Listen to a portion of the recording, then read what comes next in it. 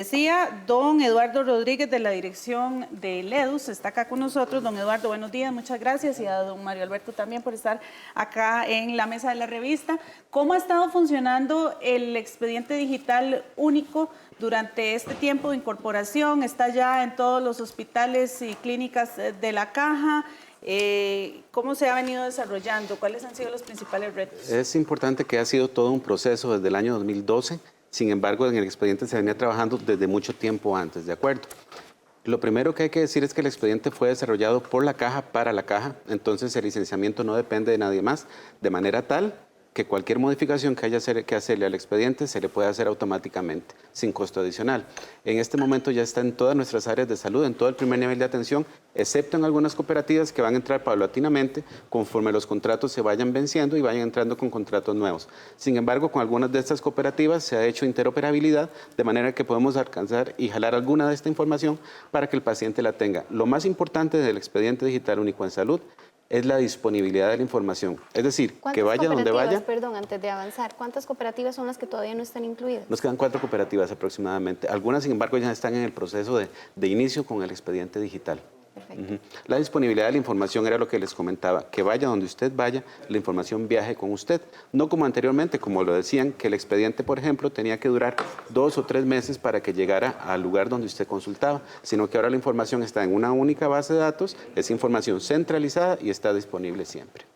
Bien, muchísimas gracias. También tenemos acá a don Mario Alberto. Muy buenos días, don Mario. ¿Y cómo se han beneficiado ustedes como médicos especialistas con el uso de este expediente único en salud? Gracias. Bueno, en realidad mucho lo que comparto, lo que acaban de comentar, es una herramienta que para el siglo XXI era necesaria. Eso es fundamental. Creo que en algún momento, en el 2012, cuando se define ya por ley la creación del mismo, pues era el camino, ¿no? ¿Por qué razón? Porque teníamos muchos problemas en listas, ¿no? Teníamos pacientes que a veces estaban 2, 3, 4 diferentes tipos de centros hospitalarios, de diferentes áreas de atracción que impactaban listas de espera.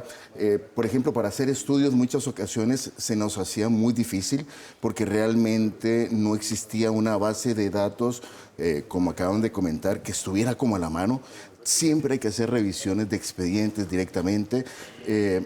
Si uno le comienza a sumar todos esos buenos atributos que podría impactar o que va a impactar el EDUS en su momento, pues siguen sumando, inclusive en disminución de costos, ¿no? En muchas ocasiones hacíamos exámenes en la periferia que tenían que ser repetidos a nivel central, ¿no? Ahora no, ahora es mucho más sencillo porque prácticamente... ¿Ves el resultado en línea? Exactamente, entonces no tenés que hacer duplicidad en procedimientos, igual laboratorios, gabinetes, rayos X, etcétera. Lógicamente, pues por ahí va la parte positiva. No todo positivo todavía, pero sí es la parte positiva del producto, ¿no? Bien, Jennifer, nuestra compañera periodista Katia Meneses ya se encuentra en Copesiva con usuarios precisamente y pacientes de este sistema digital único en salud y nos va pues, a hablar un poco de la perspectiva que tienen desde esa parte. Adelante, Katia, buenos días. Hola, ¿qué tal? Muy buenos días. Precisamente sobre este tema, el expediente digital único, nos hemos trasladado un equipo hasta San Pablo de Heredia, en Copesiva, para conversar con algunos de los asegurados. Don Nelson, quien es uno de ellos, nos acompaña esta mañana. Muy buenos días, don Nelson. ¿Qué le parece a usted este sistema de un expediente digital? Muy buenos días a todos. Sí, me parece muy bien. Estamos en una época en que la tecnología es accesible en este momento a todos, entonces no sería mal que tengamos como asegurada esta opción de acceder de esta forma digital y más rápida, se supone, a sacar una cita en este caso. Personalmente no he tenido todavía contacto de lo que es este sistema nuevo, razón por la que, bueno, estoy aquí. Entonces, posiblemente me darán la información en unos momentos, apenas me atiendan por ahí, pero me parece una muy buena opción. Bien, muchísimas gracias. Ustedes pueden observar las tomas de nuestro compañero Paul Alfaro, donde ya algunos asegurados están esperando para poder hacer este trámite. Y también tenemos otra de las aseguradas. Muy buenos días. ¿Ya usted usó este expediente? No, todavía no, pero es una excelentísima idea ¿Por qué? Porque, por ejemplo, hay gente que puede tener un accidente en cualquier otra provincia, sea Guanacaste, yo soy de Heredia, y un accidente allá y todo, que tengan toda la información de uno, especialmente para personas que tienen enfermedades, diabéticos o cualquier enfermedad, entonces es excelente, muy buena idea. Les felicito y que sigan así. Bien, muchísimas gracias, compañeros. Esta es la información desde Copesiva. Nosotros en cualquier momento estaremos brindándoles más a ustedes. Buenos días. Bien, muchas gracias a Katia Meneses, que nos daba la posición de los asegurados también y lo que ellos piensan. Don Eduardo, tal vez si nos devolvemos un poquito y le explicamos a la gente, bueno, además de todo el historial médico, el EDUS incluye algún tipo de información personal, que usted pueda conocer un poco de antecedentes familiares, esto que mezcle pues también el factor hereditario, ¿verdad?, en cuanto a esto, y si está en todos los centros hospitalarios. Usted nos hablaba de los EBAIS y de los poquitos que faltan, sin embargo, en los centros hospitalarios como Calderón Guardia, México, San Juan y demás. Correcto. El expediente realmente lo que trata es la salud integral de las personas y no solamente verlo como un ente biológico, no solo la enfermedad. En ese sentido están contenidos todos los antecedentes personales patológicos, las enfermedades, los no patológicos, que son algunas conductas, por ejemplo, los antecedentes quirúrgicos, que son sumamente importantes y el doctor nos los puede reforzar, es decir, las cirugías que le han hecho a esa persona, yo también ya las puedo ver, trauma también, tabaquismo, que es una de las patologías que tenemos en este momento que estamos recolectando información para poder hacer un perfil epidemiológico nacional. El expediente se centra en la persona, es decir, ¿qué le puede dar a la persona? No es solamente hacia adentro de la institución. Yo les comentaba, es un proceso. El expediente ha sido hecho por la caja de manera que hemos tratado de hacerlo como un traje a la medida y así podemos ir también modificándolo. ¿Por qué es eso importante? ¿Qué sigue después para el expediente? Por ejemplo, vamos a hacer para cada una de las especialidades un expediente diferenciado. ¿Y por qué es importante esto del expediente diferenciado? Porque esto nos permite precisamente ingresar en hospitales nacionales y en hospitales que son hospitales especializados. Por ejemplo, el Hospital Nacional Psiquiátrico o el Hospital Nacional de Geriatría, donde estamos haciendo, por ejemplo, todo el desarrollo de lo que es la historia clínica geriátrica. Entonces, precisamente ya estamos en todos los hospitales y en todos los servicios de urgencias de los 29 hospitales a nivel país. Esto le puede salvar la vida a una persona realmente. ¿Por qué? Porque si usted llega, por ejemplo, en shock, usted llega inconsciente y nadie tiene información relevante sobre sus enfermedades y usted tiene la identificación o incluso con la huella digital, nosotros podemos tener acceso a la información de las enfermedades, alergias y de las prescripciones. En el expediente digital llevamos ya casi 200 millones de recetas, 200 millones de prescripciones. Eso además nos va a generar una cantidad de información enorme que después podemos explotar para nivel país. Y más tarde podemos hablar probablemente también de cómo le retribuimos al paciente la información a través del app que es gratuita, que se llama EDUS. Bien, antes de darle la palabra a don Mario Alberto, ya también tenemos listo a don Óscar Avellán, el gerente de Copesiva. Don Óscar, buenos días, gracias por acompañarnos. ¿Cuáles han sido principalmente los cambios que ustedes han sentido a la hora pasar del expediente de papel al expediente electrónico, el ahorro en todo lo que es logística, el ahorro económico, personal y demás? ¿Cómo han visto este cambio y cuál ha sido el principal impacto que ha tenido la cooperativa? Adelante. Bueno, buenos días. En realidad Copesiva tenía aproximadamente unos 13 años de tener un expediente digital propietario que habíamos desarrollado las cooperativas desde hace aproximadamente 17 años.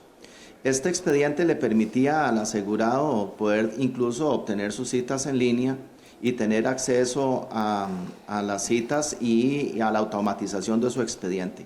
Sin embargo, con el advenimiento del EDUS llegamos a un acuerdo para podernos paulatinamente ir incorporando las aplicaciones del EDUS en las 4 cooperativas que existen.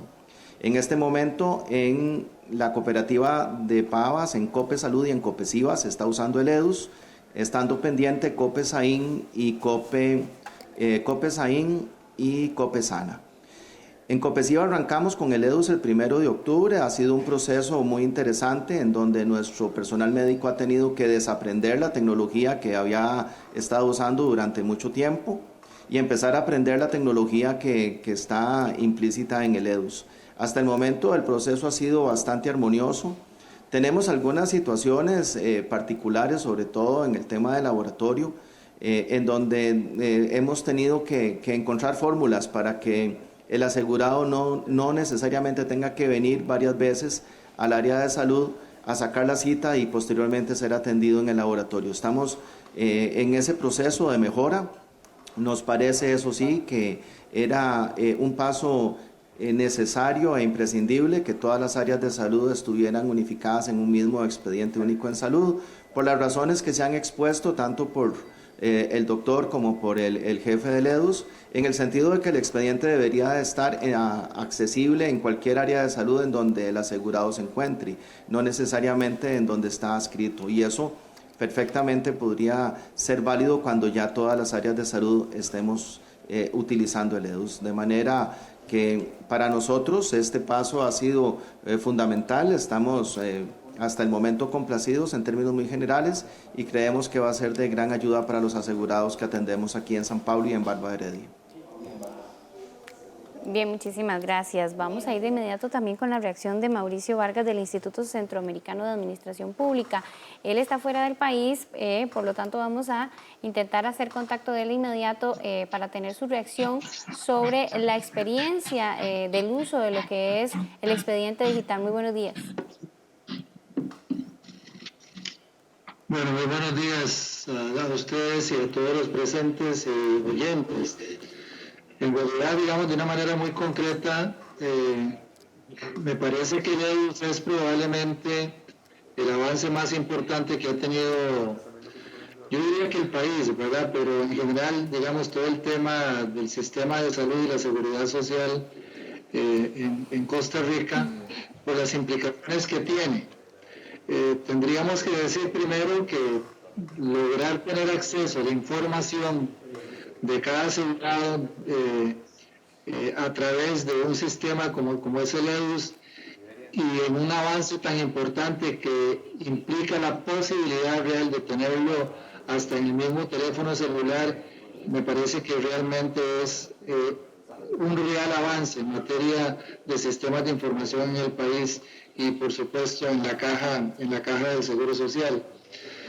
Tal vez decir que me parece que hay un tema que no, por lo menos no he escuchado que se haya tratado, que en realidad brinda tal riqueza, tiene tal cantidad de información que va a posibilitar un proceso de toma de decisiones institucionales en materia de salud y salud pública. Tendríamos que decir que es probablemente el avance más importante que se está dando, digamos, con esta opción, con esta opción en el campo de los sistemas de información. Y eso me parece que el país lo tiene que tener claro, ¿verdad? Porque cuando uno genera sistemas de información, no es un asunto únicamente de contar en sí mismo, o sea, el expediente digital no es un fin en sí mismo, ¿sí? Sino que es un instrumento que realmente permite un proceso de toma de decisiones para mejorar la atención y para tomar grandes decisiones desde el punto de vista gerencial en materia de salud pública.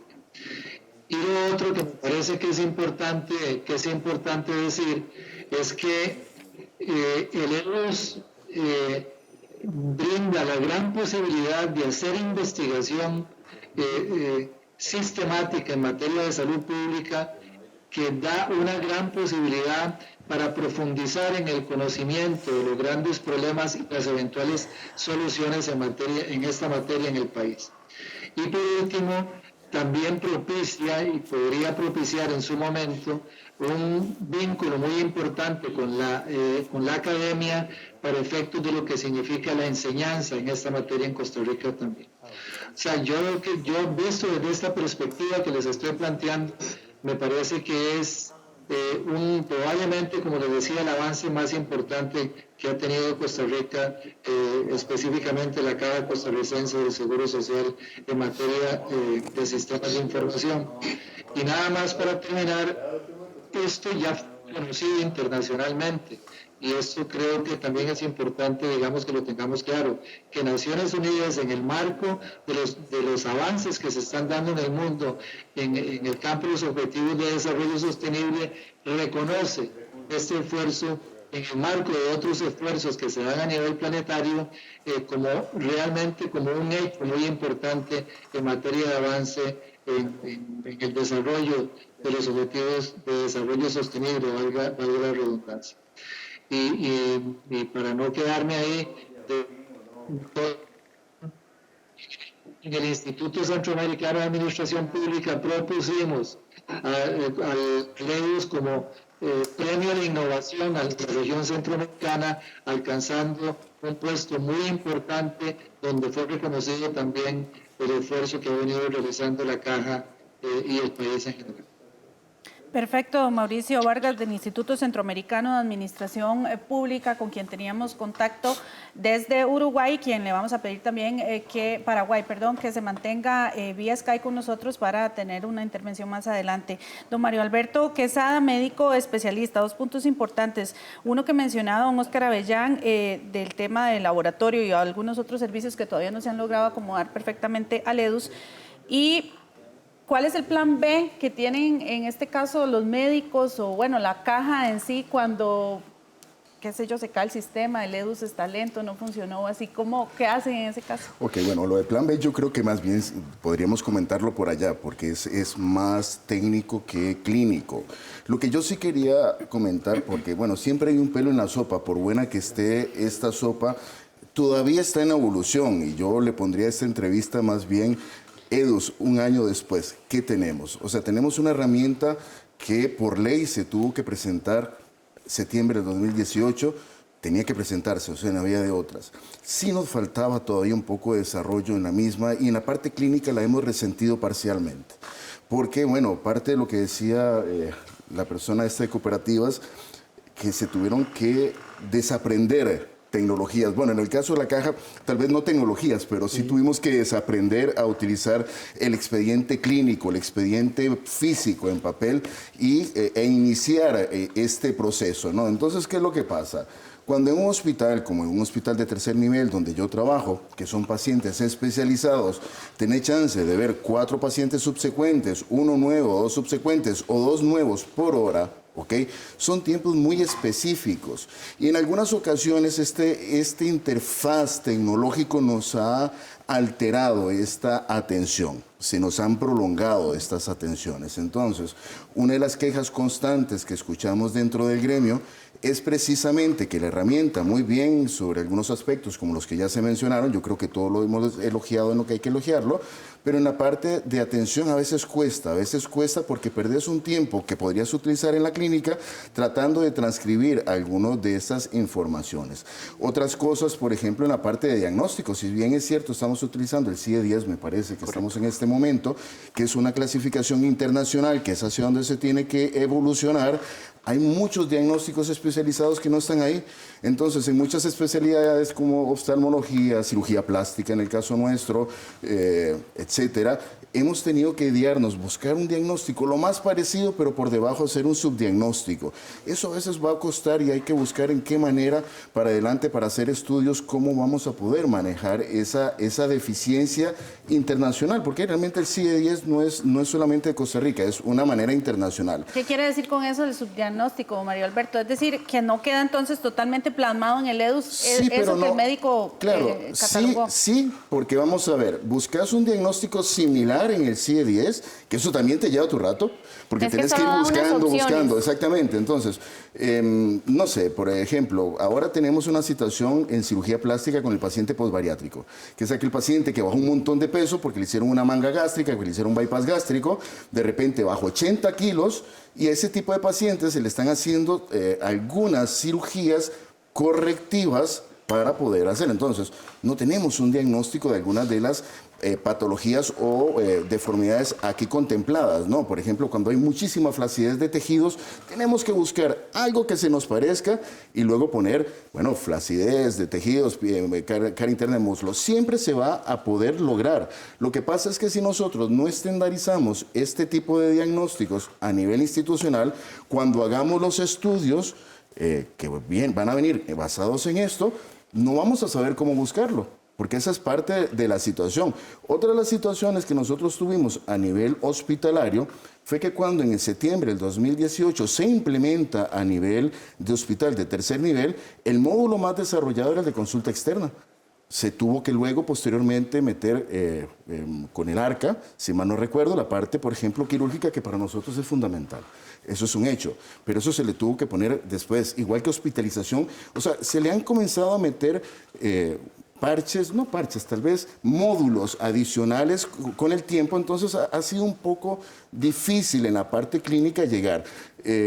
Entonces, ahí es la parte que tal vez los clínicos nos hemos quejado más, ¿no? Que todavía, hace poco salía un meme que salía el Guasón, todo fachento, diciendo ya sé manejar el EDUS, y luego le ponían otro abajo atropellándolo el carro y le decían, le acaban de hacer otra modificación. Entonces todo el mundo, cada vez que se le hace una modificación al EDUS, queda completamente perdido. Y claro que a la hora de atender al paciente en el consultorio, eso es terrible porque perdés muchísimo tiempo en esa situación. ¿Cuánto tiempo, don Mario, de cuánto tiempo estamos hablando, verdad? Usted dice que transcribir la información hace que pierda tiempo. ¿De cuánto estamos hablando? ¿Podrías atender antes 4 pacientes en una hora y ahora solo 3 o 2? Es que ve lo interesante. Un paciente nuevo especializado en promedio son 30 minutos de atención. Lógicamente hay algunas especialidades que podría ser más. Acabas de, yo creo, no, ¿quién fue? Me parece que fue vía telefónica cuando hablaron de módulos especializados, o creo que fuiste vos. Por ejemplo, el Hospital Nacional Psiquiátrico. Sí, vamos a ver, una historia clínica psiquiátrica es una historia compleja, sumamente compleja, ¿no? Que va a llevar toda una información específica. A veces hacerla en 30 minutos no es suficiente. Hay pacientes de pacientes. Hay pacientes que en cuestión de 4 o 5 minutos ya tenés un posoperatorio y ya más o menos lo evolucionás y tenés 10 minutos para desarrollar tu parte clínica. Hay otros pacientes que no. Hay otros pacientes que conllevan una serie de actos dentro del consultorio que te limitan y lógicamente eso va a ir evolucionando.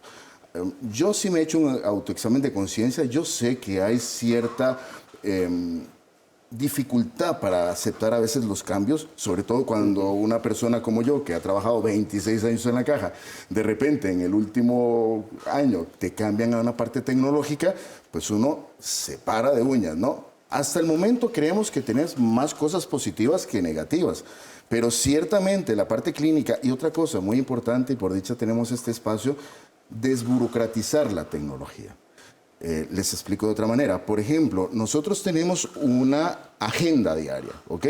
Pero esa agenda diaria en los hospitales nacionales y posiblemente a nivel nacional puede ser muy dinámica. Hay veces que vos estás viendo un paciente en consulta externa y de repente te viene una señora de 90 años con un carcinoma epidermoide en la punta de nariz. Y no tenés prácticamente ninguna posibilidad de ingresar al sistema a menos que llames a plataforma, que jefatura de consulta externa te dé el visto bueno. Ya mientras tanto vos hiciste eso, te agarraron 30, 40 minutos. A eso yo me refiero a veces con burocratización de la información. Que yo todavía a estas alturas de mi vida profesional no entiendo si yo ya tengo de todas maneras un programa establecido y me estoy recargando mi agenda. ¿Qué problema habría en que ese médico pudiera agregar ese paciente extremo que es imposible de prever? Y son informaciones que se nos están perdiendo porque entonces en muchas ocasiones se trata de resolverla al paciente de una manera paralela, que no debería de ser. ¿Se les dio capacitación a ustedes como médicos? Sí. Lógicamente capacitar en eso es como muy complejo porque somos muchos funcionarios. Somos 7.850 médicos entre administrativos, residentes, generales y especialistas los que hay en el país. Se ha estado en eso, pero la capacitación es el tiempo, yo creo.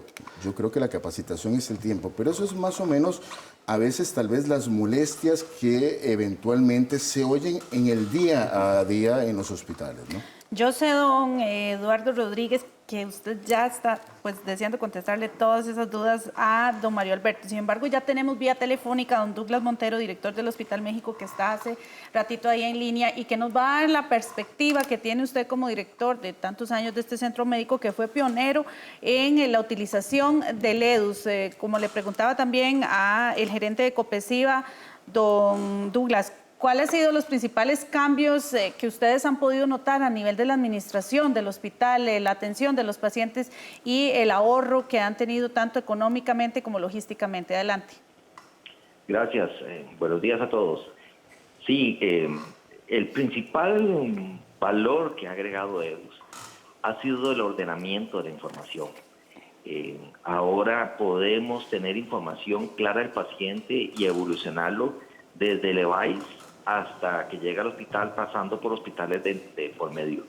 Es decir, podemos saber desde los síntomas iniciales que detectó un médico en un EVAIS allá en Upala, hasta cuando pasó por Upala y otros hospitales, hasta que llegó al Hospital México. Entonces, esta información médica es muy valiosa para los colegas porque permite entender cuál ha sido la evolución y las cosas que han sucedido. Esto clínicamente es el valor más importante, junto que además podemos conocer lo que le han hecho en otras zonas del país, lo que le han hecho en otros hospitales, de manera que la información siempre la tenemos vigente. Antes, cuando era solamente escrita, teníamos la información que el paciente nos comentaba y la que tenía el hospital, pero no teníamos lo que había sucedido en el resto de sus atenciones en la institución. De manera que este es el principal valor que nos puede dar el EDUS, el conocer adecuadamente al paciente para la mejor toma de decisiones clínicas. Por supuesto, de fondo también se está recolectando un montón de información que ya permite para hacer estudios epidemiológicos, clínicos, para conocer tendencias de enfermedades, para conocer factores de riesgo asociados a ciertas enfermedades y otros que también van a ayudar a la toma de decisiones, tanto clínicas como administrativas, para mejorar la atención de los pacientes. Bien, muchísimas gracias. Don Eduardo, adelante, usted quería comentar. Sí, bueno, con respecto al expediente, es evidente que después de más de 70 años de trabajar en papel y de hacer las cosas de una única forma, cuando venimos a cambiarlas, pues va a haber mucha resistencia y va a haber muchos cambios. Además de eso, no hay ninguna experiencia a nivel mundial, ninguna, en que un país tenga un expediente digital para las personas. Puede ser que en algunas ocasiones tengan una cadena de hospitales comunicada o que tengan, por ejemplo, una o dos comunidades que estén comunicadas. Pero nosotros tenemos todos los niveles de atención.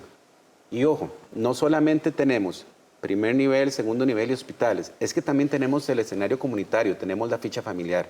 El expediente digital como tal engloba varias funcionalidades, no solamente la del médico, sino la de todos los profesionales en salud. Son más de 35,000 personas que ya están utilizando el expediente digital.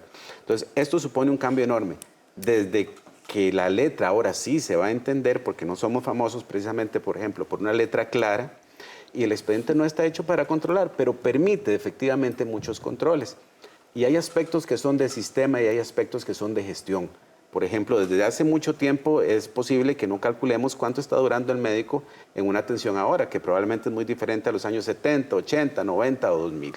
Entonces, eso sí, el expediente ahora nos está dando valoraciones objetivas y un mecanismo para poder ver si tenemos que cambiar algunos aspectos de gestión, que esto es importante. El expediente es dinámico y el sistema responde a las necesidades de los usuarios. ¿Cómo se hizo el sistema? Que también es relevante.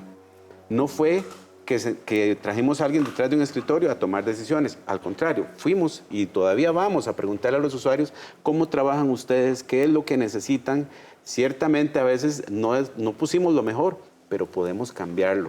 Esto es una evolución natural de un sistema de información. ¿Ha pasado que no puedan accesar, que en alguna clínica o en algún hospital se caiga el sistema, no puedan entrar? ¿Cómo hacen para solucionarlo? Claro, siempre es importante decirlo, no hay ningún sistema de información que sea infalible. Si, por ejemplo, han tenido problemas en la CIA, en el Pentágono y demás, pues evidentemente hay sistemas que pueden ser vulnerables. Nosotros trabajamos bajo estándares, eso sí, que son los mejores estándares de seguridad que tenemos y estamos haciendo toda la afiliación a la PRODAT, que también es importante para el manejo de los datos de las personas. Los datos de salud son datos muy sensibles y probablemente son los más valiosos a nivel nacional. Tenemos un EDAC, que es el expediente digital en ambiente de contingencia, que lo que nos hace es dar la información básica para que la atención pueda continuar.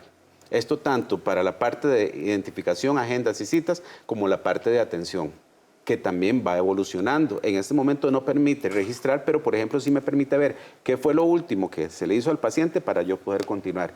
Y el plan B, siempre existirá el papel también. O sea, nosotros tenemos formularios a nivel institucional que, claro, por ejemplo, si hay una caída muy larga, uno no sabe, de un desastre natural, 2, 3 días que continuamente no se puede tener acceso a energía o a los sistemas, eventualmente pues también existen todos los formularios que manejamos a nivel institucional. Don Eduardo Rodríguez, director del EDUS, ¿cómo se llevó a cabo la recaudación de toda esa información? Y todavía hay personas que están fuera del EDUS, que tal vez no utilizan regularmente los servicios de la caja y que llegan y pues tal vez no aparecen en el sistema y demás. Sí, aquí es importante que nosotros insistimos que hay que hacer no solo la afiliación, sino que hay que estar actualizando los datos, porque esta actualización es importante. El expediente permite, por ejemplo, sacar citas vía web, sacar citas por teléfono y también nosotros enviamos algunos mensajes de texto y estos mensajes son desde informativos hasta para la parte administrativa. Recordarles que tienen que recoger las medicinas. Les recordamos 3 días antes para que no se les olvide. Hay un costo enorme en medicinas que quedan preparadas y las personas no retiran. Y a veces pues es relativamente muy fácil ir, sacar otra cita o llegar y que me vuelvan a hacer la receta. Y si no lo retiran, eso queda plasmado ahí en el EDUS también. Es correcto, toda esta información va quedando. Incapacidades ya está también metido, todo lo que es la parte de la propedéutica y terapéutica médica, que es sumamente importante. Anteriormente, y estoy seguro que al doctor le ha pasado, llegan y uno les pregunta, bueno, ¿y qué medicamento toma usted? Y le dice, yo tomo una pastillita blanca, que viene así, un sobrecito anaranjado. Son 1500 posibilidades más o menos, entonces es muy diferente a decir, no, un momentito, voy a fijarme en el expediente. Mira, usted toma irbesartán. Sí, doctor, yo tomo eso, es para la presión, usted tiene razón. Y aunque la responsabilidad primaria es del paciente, pero toda esa información es sumamente relevante. ¿Se acuerdan anteriormente? Uno iba a sacar la cita y tenía que llevar la orden patronal, la cédula y tenía que llevar el carnet. Son cosas pequeñas, pero hacen grandes diferencias. En este momento lo único que usted tiene que presentar es su cédula de identidad vigente. Eso es todo. Y en algunos pacientes que llegan tan graves que ni siquiera pueden dar la cédula, con la huella digital como mecanismo biométrico de identificación, ya nosotros podemos tener acceso a la información. Los extranjeros están en el EDUS también. Es correcto. Vamos a darle la posibilidad a don Oscar Avellán también, que quiere referirse. Adelante nuevamente. No, para reiterar que es uno de los avances más significativos que ha tenido la tecnología en la Caja del Seguro Social en beneficio de los asegurados. Eso lo compartimos todos y de todas formas. Y tal vez para hacer énfasis en algo que a nosotros nos ha parecido que es de los avances más importantes y tiene que ver con la ficha familiar. El que los técnicos de atención primaria puedan visitar los hogares con una tableta que esté conectada directamente a internet y que pueda ir vaciando la información en tiempo real, hace que Costa Rica pueda llegar a tener un acervo de información suficiente como para poder tener un diagnóstico al día de lo que está sucediendo en cada comunidad, de lo que está, del perfil epidemiológico que está sucediendo en cada una de las cuadras de cada una de las comunidades que nosotros atendemos. Y eso me parece que es importante destacarlo, que es uno, tal vez para mí, de los avances más grandes, sobre todo para los que estamos en atención primaria. Y el otro tema que me parece que hay que rescatar como algo muy positivo es la integración que existe con la farmacia, de modo tal que ya el asegurado, como bien decía el compañero que me antecedió, llega a la farmacia con la receta casi que lista, esperando nada más ser retirada una vez que entregue el comprobante respectivo. Eso es un avance fundamental, ¿verdad? Hay que depurar algunas cosas de gestión, como bien se plantean, ¿verdad? De modo tal que tal vez los tiempos y las holguras y los trabajos innecesarios se puedan ir acortando. Hay que encontrar la manera de poder identificar cuál es el medicamento que realmente se va a retirar o de qué manera podemos evitar que se preparen medicamentos que no van a ser retirados, y eso implica el gasto de tiempo del recurso humano para preparar una receta que no va a ser retirada por el asegurado. Eso hay que encontrar la manera de cómo gestarlo mejor. Y por otro lado, también me parece que es muy importante que a partir del expediente electrónico se puedan establecer mecanismos para asegurar la calidad de la consulta, porque si bien es cierto, ese podría ser un punto crucial para garantizar que las cosas se hagan de la manera correcta, también es importante diferenciar que hay un acto, digamos, que está sucediendo en el consultorio y que debería estar controlado, pero que también debería de cumplir con ciertos criterios de calidad mínimos, pero no que esos sean, digamos, el tope, sino que se puedan generar, digamos, valores agregados en la consulta y que eso pueda ser ahí manifiesto. En términos generales, me parece que desde la posición de nosotros en las cooperativas que prestamos servicios para la Caja del Seguro Social, el EDUS viene a ser una herramienta muy importante y nos ayuda a incorporarnos de manera definitiva a la red de servicios de salud, de modo tal que nuestros asegurados, cuando tengan algún quebranto de salud en cualquier área en donde se encuentren, su expediente pueda viajar con ellos y puedan ser atendidos de manera prioritaria y de manera completa. Perfecto, muchas gracias a don Oscar Avellán, él es el gerente de Copesiva. También teníamos vía Sky a Mauricio Vargas, quien es del Instituto Centroamericano de Administración Pública. Don Mauricio, usted ha estado escuchando tanto aquí en la mesa como la vía remota la posición de nuestros invitados con respecto al EDUS, los pro y algunas deficiencias que todavía están por cubrir. ¿Cuál pues es la posición que le merece a usted todas estas observaciones? Adelante. Bueno, tal vez en primer lugar yo diría que no es un tema de deficiencias que tiene digamos el sistema. Me parece que Eduardo lo ha dicho en realidad muy claramente. Tal vez muy puntualmente decir que hay que reconocer que en el mundo de los sistemas de información uno ve pocas experiencias que sean de desarrollo propio de las instituciones, de desarrollo interno. Y eso es un reconocimiento que hay que hacerle al equipo de la Caja del Seguro Social que lo logró. Fue necesario bastante tiempo, pero lo logró. Entonces me parece que esto es algo que vale la pena reconocer.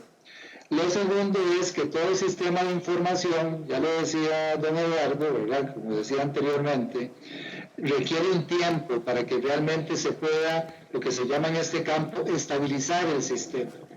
Entonces hay un asunto de prueba y error, y la única manera de realmente llegar a tener el mejor sistema es garantizando que ese proceso se dé de una manera correcta. Entonces, en este marco que les estoy planteando, creo que todavía le falta tiempo a EDUS como para lograr esa estabilización y poder decir es lo que realmente se necesita, lo que se quería en primer lugar y lo que se necesita. Entendiendo que es fundamental para efectos de las decisiones en materia de salud de los pacientes, pero también en materia de toma de decisiones a nivel de la salud pública en el país. Eso es lo segundo. Lo tercero, que esto implica lógicamente, que creo que esto lo está trabajando, no es que lo creo, es que sí lo está haciendo la gente que está trabajando en EDUS, finalmente diríamos que es gestionar el cambio del proceso. Ya lo decían aquí anteriormente las personas que me antecedieron, que eso es un impacto para la gente que nunca trabajó realmente con sistemas de información. Enfrentarse a la tecnología siempre requiere de un proceso de cambio institucional. Y esto es algo que también forma parte de ese proceso de estabilización. Y por último, nada más creo que es importante recordar, y creo que esto lo debe considerar la gente que trabaja con el sistema, que está impulsando, digamos, la estabilización del sistema, como les decía anteriormente, garantizar que esto no altere la relación médico-paciente. ¿Qué quiere decir con esto? Es que finalmente el uso de la tecnología no debe propiciar la separación entre el paciente y el médico en este caso, o cualquier, digamos, persona que esté utilizando el sistema, puede ser el mismo técnico de atención primaria, sino que finalmente propicie también o finalmente facilite el acercamiento entre el usuario, entre el paciente y en este caso el médico, que es el que tiene pues, la relación más cercana. Y esto es algo pues, que tiene que garantizar, lógicamente, la gente que está trabajando el sistema. Bien, muchísimas gracias. Don Mario, quería consultarle, antes don Eduardo nos decía del plan B, de que también existen formularios. ¿Ustedes han tenido que recurrir a eso en algún momento desde su experiencia como médico especialista? Claro, lo que pasa es que en este momento, más que formularios, como estamos en esa transición, todavía en el Hospital México, que es el centro clínico donde yo laboro, todavía existe el expediente físico, ¿ok? Entonces, digamos que ese plan B, que es el expediente físico, que también tiene una gran cantidad de información previa a la puesta en marcha del EDUS, no lo podemos desaparecer. No ha sido tantas las veces que lo hemos necesitado, realmente ha sido contadas las veces, me parece, para hacer un proceso tan reciente, tan innovador, tan de tecnología. Recordemos que no solamente es el software, también la red, ¿no? Se tuvo que elaborar toda una red hospitalaria, que eso todavía ha costado mucho desarrollarlo. Yo creo que han sido los dos grandes fuertes. Entonces, realmente en ese sentido no ha sido una tan mala experiencia, pero vea qué interesante, aquí hemos escuchado muchas palabras claves, ¿ok? Lógicamente, prueba y error, a uno se le paran los pelos cuando hablas de un sistema como la Caja, uno de los sistemas de salud mejor calificados del mundo. Nosotros para trabajar prueba y error a veces cuesta. Aún así creo que han sido más los aciertos que los desaciertos. No quiero tampoco decir en eso. Sí es importante tener claro, porque dijiste que no es para controlar, pero yo diría todo lo contrario. Este es un sistema que tiene que controlar muy bien, no solamente la gestión clínica, sino también los costos. A mí siempre se me han parado los pelos que a estas alturas nosotros como institución realmente no sabemos cuánto nos cuesta la atención de cada paciente con exactitud. O sea, si usted llega a mi consultorio, ¿ok? Yo tengo que saber si usted 7 gasas, 2 agujas, una torunda, y le mandé 7 acetaminofén y una hemoglobina hematocrito. Y al final de cuentas, yo tengo que saber cuánto le costó a la institución, no solamente en calidad de atención, sino en costos. Yo nunca he entendido cómo la Caja a veces trabaja a ciegas, tirando palos de ciego sin saber cuánto te cuesta cada cirugía. Eso te puede poner inclusive un plano clínico muy interesante, cómo dos mismos cirujanos tienen costos quirúrgicos completamente diferentes, ¿ok? Eso lo tenemos que hacer. Entonces, lo que son costos es muy importante, y no solamente a nivel clínico, también lo que compramos. Acordémonos de historias de terror, de toneladas de medicamentos que a veces se desechan por vencimiento, ¿no? Entonces, a mí me parece que la parte de controles más bien es un aspecto muy importante a resaltar. Sí es muy interesante, y aquí sí yo quiero, don Eduardo, ahora que te tengo cara a cara, lo que es cuidar la información. La información es el valor más grande que en estos momentos existe en la Tierra. O sea, la gente mata por información. ¿Y qué información más grande que la de un país? Según la OCDE, nosotros tenemos una cobertura del 87.5%, cosa que yo todavía no entiendo, porque realmente creo que es muchísimo más que 95%. eso. Exactamente, según OCDE, 87.5%. Eso implica que tendrían la información de uno de los países estándar gold del mundo a nivel salud. O sea, es una información que una farmacéutica se destaza por tenerla, ¿ok? Tenemos que tener muchísimo cuidado en esa vía, más que hablamos de información médico-legal, que ahí sería la siguiente situación aquí a discutir, por ejemplo, en algún momento. Un expediente clínico es un documento médico-legal que el médico estampa mediante su firma realmente que es responsable de esto. A nivel clínico nosotros hemos tenido algunas dudas. Por ejemplo, tenemos un usuario, pero un usuario no necesariamente te da esa relación médico-legal ante esa nota. Ahí hay un vacío legal que lo hemos hablado con algunos juristas. Insisto eso para adelante porque realmente es algo que te preocupa. ¿Qué pasa en esos casos que un proceso se judicializa, por ejemplo, y hace una repercusión del gremio, y de repente de qué tan valedera es la información cuando no existe una firma digital de por medio, que yo me imagino que va a ser el siguiente paso a corto plazo, ¿no? Ya se ha implementado en la parte administrativa, pero todavía en la parte clínica no. Entonces, son de esas cosas que uno debería de tener, y te vuelvo a repetir, son como las palabras claves que han sido el día de hoy. Información, información, información, claro que es fundamental, tenemos que tener mucho cuidado con esa información, que no caiga en malas manos. Y volvemos, controles. Los controles no son malos, son muy buenos. Y en este momento en que la Caja tiene tanto presupuesto en tantos campos, me parece que es todavía mucho más importante. Existe, don Eduardo, un sistema bastante seguro para respaldar esto que menciona don Mario Alberto, que no se vaya a filtrar información de un paciente. ¿Y qué pasa con la información que se tenía justamente previo al EDUS, verdad? ¿Todo eso se transcribió, se incluyó o sigue estando en expedientes a mano? Lo respondo atrás para adelante. Con la información que se tenía previamente, no toda la información que está dentro de un expediente es clínicamente relevante. Eso hay que tenerlo claro. Y asociado a una disposición de Contraloría, nosotros buscamos cuál era la mejor opción para la Caja. Entonces se definió que se va a hacer por demanda, es decir, el médico que estamos dando consulta, si vemos que hay algo en el expediente que es importante, le decimos, bueno, sí, esto es importante que también esté en el expediente electrónico. Hay un asistente dentro del expediente que lo que hace es que jala esa información, la encripta, nadie más queda con esa información y esa información se jala y se pega al expediente digital. Sea un examen de laboratorio, sea un ultrasonido que se hizo anteriormente. Es importante, por ejemplo, que hay algunos expedientes que históricamente guardan mucha relevancia, por ejemplo, que tenemos en el Chacón Paut u otros hospitales, que también se pueden gestionar y guardar de forma informatizada. Hemos tenido que hacer cambios. Anteriormente, el artículo 32 del reglamento de expediente decía que el profesional tenía que firmar la nota con lapicero con tinta azul o negra. O sea, para este momento de la historia del mundo, eso es algo arcaico, era algo que había evidentemente que cambiar. Entonces nosotros hicimos la modificación y vale tanto la firma electrónica como la firma digital.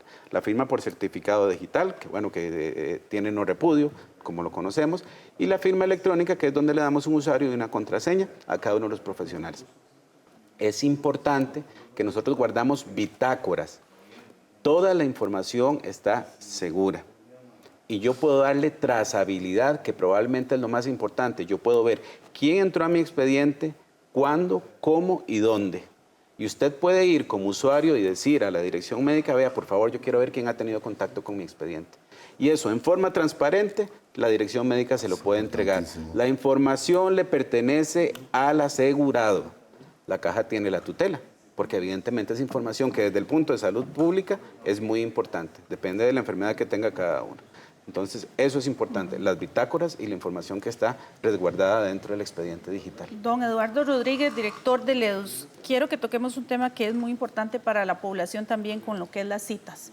Para nadie es un secreto que a las personas les ha costado mucho poder sacar las citas por internet. Incluso hay gente que cobra por esos servicios. Venga, yo le saco su cita por internet, deme su número de asegurado y demás.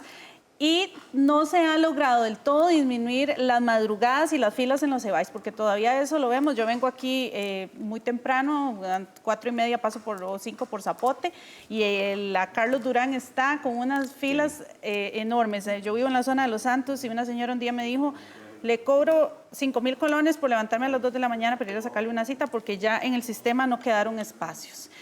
Todo eso no se ha logrado eliminar. ¿Cómo se logra un poco que la población se vaya adaptando también al sistema de citas electrónicas y que no den, en los EVAIS también dan citas que están fuera del sistema? Por eso son las filas de las 2 de la mañana. Claro, es todo un proceso. Y hay que entender que anteriormente la gente llegaba hacia la fila y llegaban y le decían, no, ya no hay campo.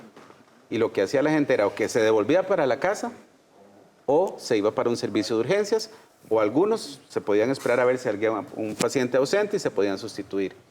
Pero no teníamos esa casuística, no teníamos la estadística. Ahora, al contrario, cuando tratan de hacerlo vía web o vía telefónica, nos estamos dando cuenta de la no respuesta que está teniendo la institución.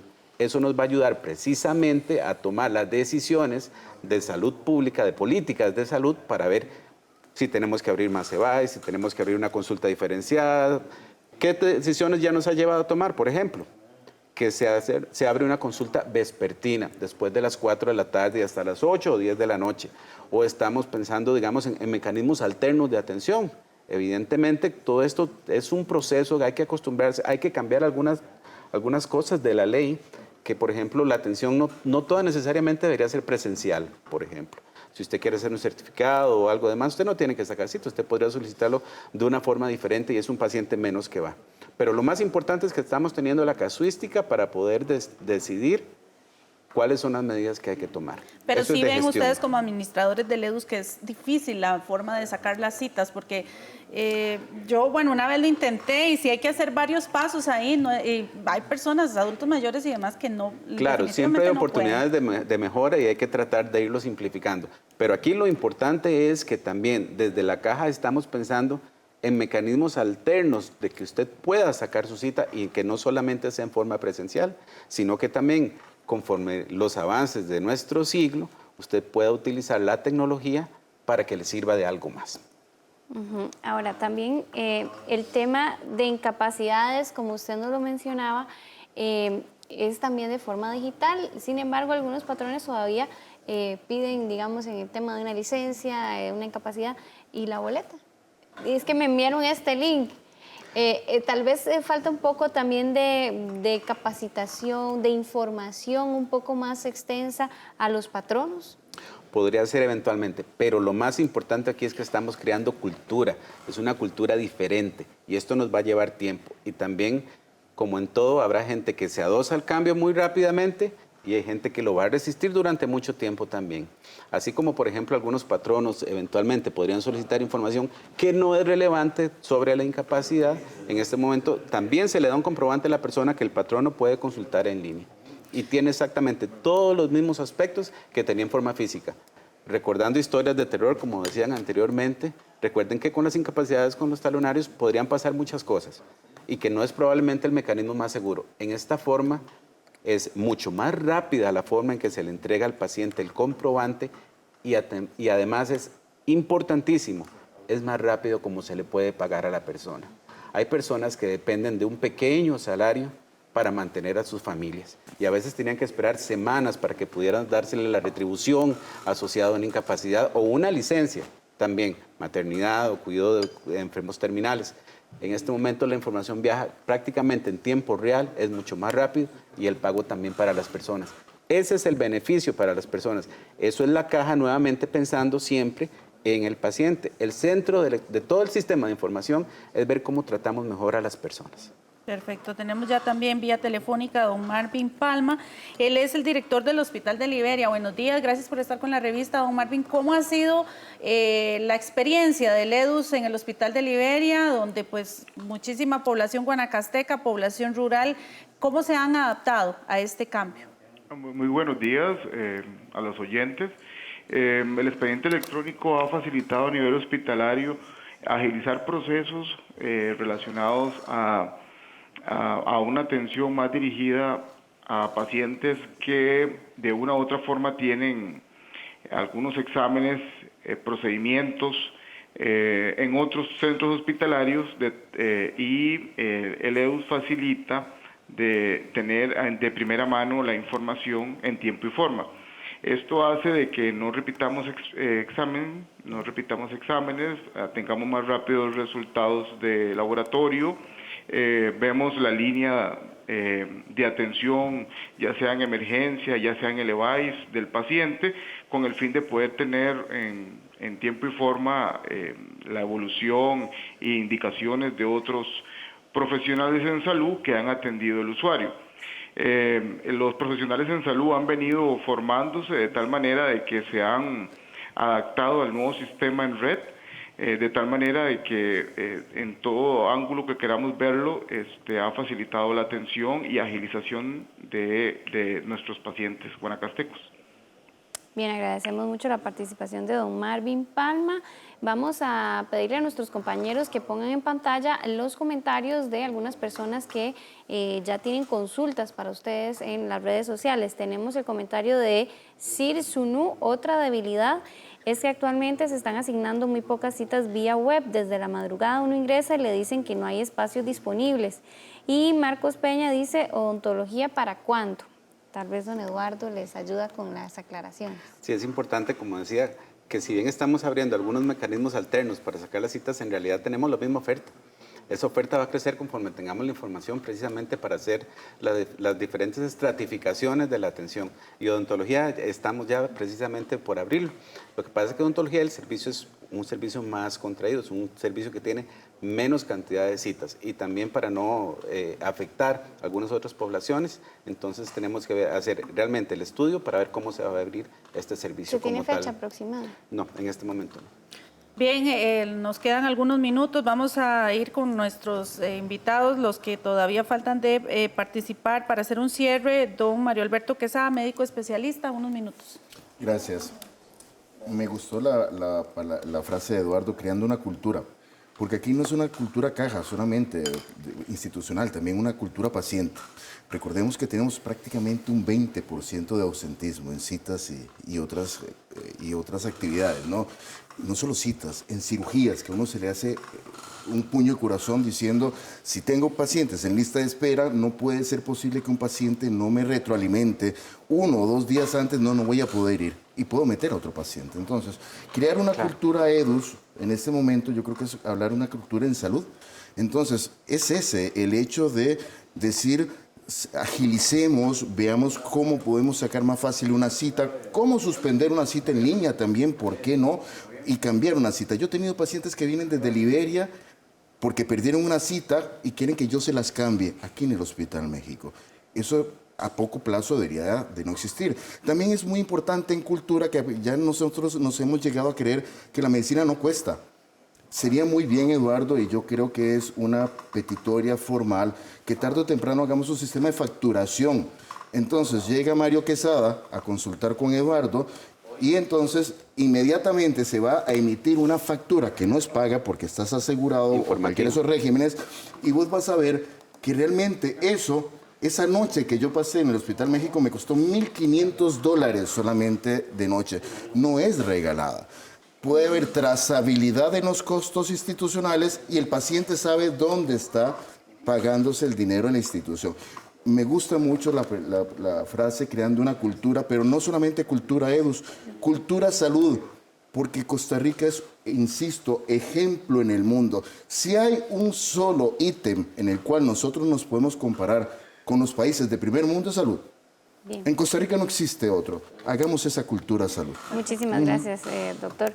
También tenemos a Mauricio Vargas del Instituto Centroamericano de Administración Pública. 30 segundos, don Mauricio, manera de cierre porque se nos acaba el tiempo. No, nada más de una manera muy concreta, creo que el país tiene que reconocer que este paso había que darlo. Felicitar a la Caja porque realmente avanzó de una manera muy importante en esta materia y sobre todo por las implicaciones que tiene, que yo les decía al inicio, ¿no? Esto no solamente es un tema de la información del paciente, la historia clínica del paciente, sino que brinda una gran oportunidad, grandes oportunidades para mejorar la enseñanza en materia de salud pública en el país y la investigación también en este campo. Que es un proceso, ¿verdad? Y que como proceso que requiere tiempo para finalmente tener lo que queremos, como decía anteriormente, y lo que necesita el país, pero que se está en ese proceso y que me parece que es el proceso correcto para hacerlo redundante.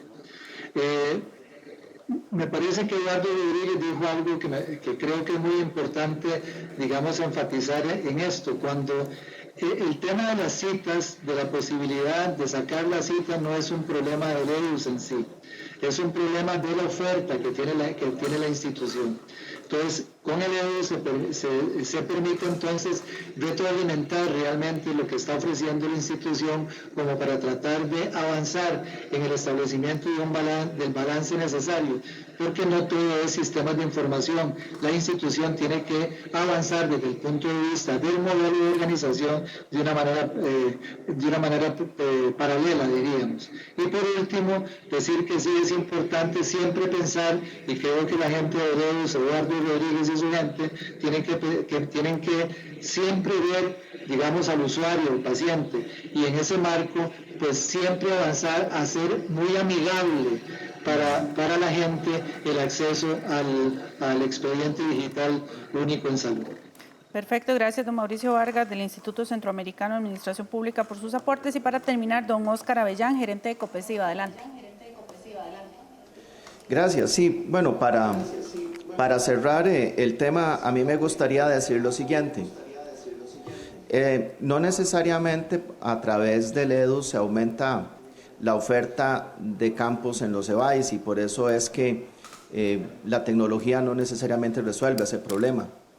Pero también hay que decir que tampoco hace falta hacer un gran análisis a través del EDUS para darse cuenta de que hay una demanda insatisfecha inmensa de servicios de salud y que hay que resolverlo también con el mismo ahínco con el que estamos resolviendo todos los costarricenses con nuestros aportes a la seguridad social el tema de nuestro expediente digital. Por supuesto que hay que reconocerle a la Caja el esfuerzo que ha hecho y me parece que sumarnos todos a que esto tenga éxito. Hay una tarea pendiente y es cómo hacer que el expediente único digital que sale de la atención primaria también tenga un espejo o un reflejo o una buena conectividad con lo que sucede en los niveles superiores de atención, de modo tal que el asegurado tenga la certeza y la facilidad para que su proceso de salud sea continuo y no se vea interrumpido o no se vea de alguna manera disminuido porque la tecnología no esté acorde en todos los niveles. Finalmente, es importante decir que lo fundamental aquí es poner al asegurado de frente, poner al asegurado y sus necesidades y alrededor de él satisfacerlas todas, de modo tal que la tecnología sea un elemento más para que el asegurado se deleite en los servicios de salud. Muchas gracias. Bien, muchísimas gracias a todos por la participación. Lamentablemente llegamos al final de la edición. Así es, muchísimas gracias a nuestros invitados acá y vía remota. Buenos días.